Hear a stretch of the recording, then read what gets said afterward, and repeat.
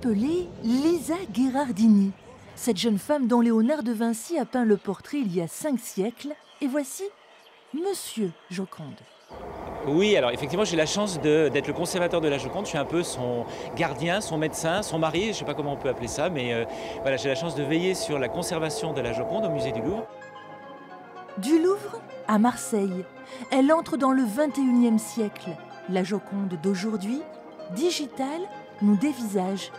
L'occasion de s'approcher d'elle comme jamais auparavant. Je pense que Léonard de Vinci, qui était un inventeur, qui aimait bien la technologie, aurait été très heureux de voir cette exposition. Et c'est l'occasion surtout de raconter dans ce projet l'histoire exceptionnelle de ce tableau-là, de la Joconde.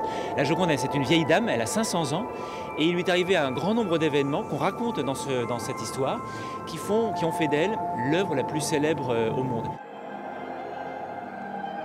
Du jeu au rêve, une exposition immersive, où les paysages du tableau s'animent au rythme de vos mouvements, de votre passage. Étrange impression d'entrer dans la peinture.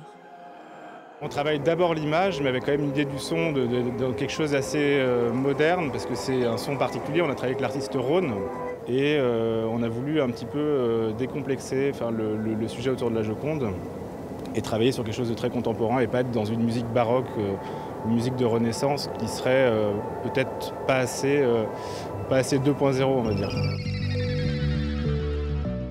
Mona Lisa, une icône universelle. Les street artistes s'en emparent sur tous les continents. L'histoire d'un succès planétaire, celui de cette femme qui se tourne vers nous et sourit. C'est ce qu'a voulu Léonard de Vinci, instaurer un dialogue. Depuis 500 ans, il ne s'est jamais rompu.